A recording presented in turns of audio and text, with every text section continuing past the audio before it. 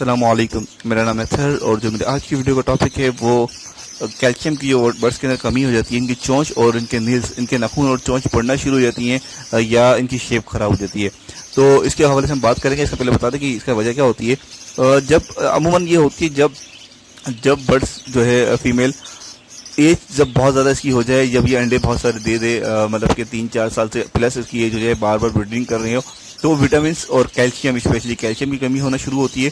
तो इनकी जो है चोंच की शेप खराब हो जाती है। कभी कभार समटाइम्स चोंच बहुत बड़ी हो जाती है, जैसे कि इसकी चोंच बहुत बड़ी हो गई है। तो इस तरह से होने लगता है। 90% ये होता है कि जब बर्ड्स बहुत ज़्यादा अंडे दे देते हैं, ब्रीड्स उनकी 3-4 साल से ओवर हो जाती है, उसके बाद ये फैक्टर्स आते हैं। लेकिन समटाइम्स ऐसा होता है कि आपने बर्ड्स को ब्रीडिंग पे नहीं डाला और उसकी मादी की एज जो है वो 1 साल से ऊपर हो रही है और फिर ये इशू आते हैं। तो ऐसा भी इशू होता है, लेकिन ये 90% जो है वो अंडे देने के बाद, एज ओवर होने के बाद होती है।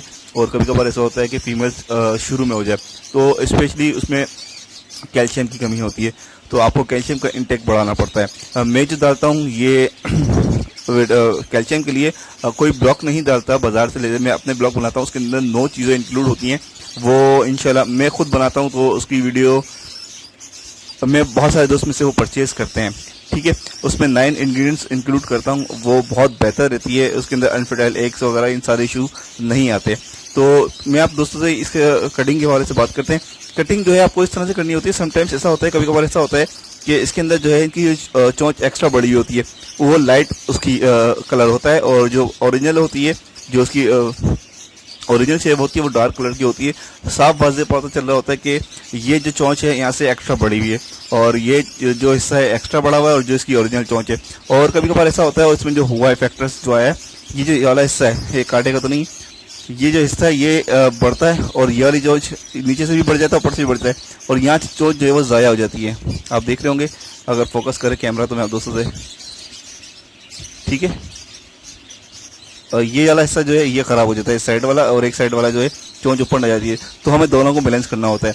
इसमें केस ऐसा है कि इसको सिर्फ हम यहाँ से इसको बैलेंस करेंगे, और कटिंग जो है वो अपने इस तरह से करनी है, जो पुरानी शेप की चोंच हो उसी के ऊपर बस काट देना है। और बहुत एहतियात से, कि ज़बान जो है, क्योंकि बार बार ज़बान लेके आते हैं, तो एहतियात करने के अपने ज़बान को जो बचा के, जैसे ये नील कटर नॉर्मल जिससे हम नाखून काटते हैं, तो ये वो, अच्छा, ये चोंच भी बंद करके बार बार आपको ये ध्यान रखना है। और ये चोंच के ऊपर जो है ज़बान भी लेके आएगा, तो ज़बान इसकी जो है बचानी है बस आपने। बेशक आप एक दफ़ा में ना काटें, 2 दफ़ा में इसको काट लें, ठीक है। ये एक्स्ट्रा है। अच्छा, इसको इससे कोई दर्द नहीं, जिससे हम नाखून काटते हैं, कोई दोस्त ये समझे कि हम इसको दर्द होगा, खून निकल जाएगा।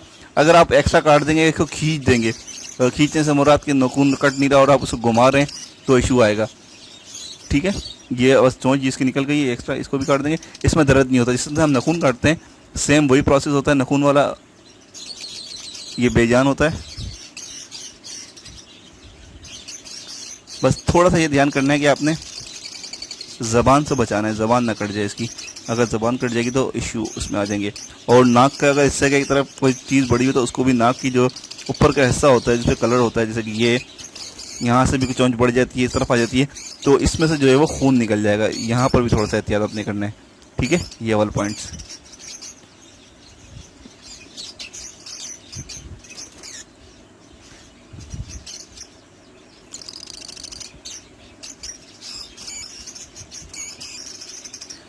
ये दाना तो खा रही थी, लेकिन मैं बस थोड़ी सी फिनिशिंग कर रहा हूँ। कट तो गई है, बस फिनिशिंग इसलिए करूँगी इसकी जो है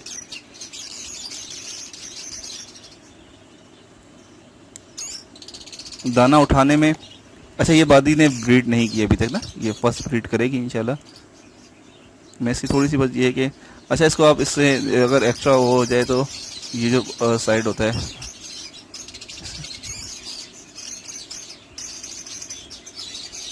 शेप देने के लिए जो है मैं इसको इस तरह से कर रहा हूँ कि इसकी शेप जो है वो बेहतर हो जाए।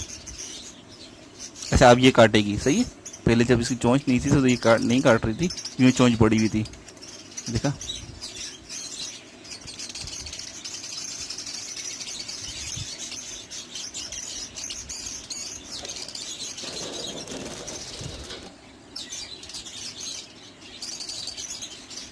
ये इसकी शेप सेट हो गई है, पहले से बहुत ज़्यादा बेहतर हो गई है।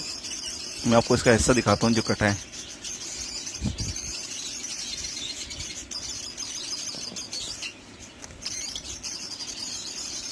ठीक है, तकरीबन जो है ये पौना इंची का है, हाफ इंची से थोड़ा सा ज़्यादा है, ये बेजान है। ठीक है,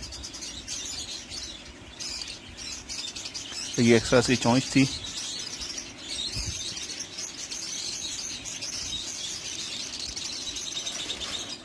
ये चोंच थी इसकी एक्स्ट्रा, इसको हमने काट के थोड़ी सी शेप कर दी है।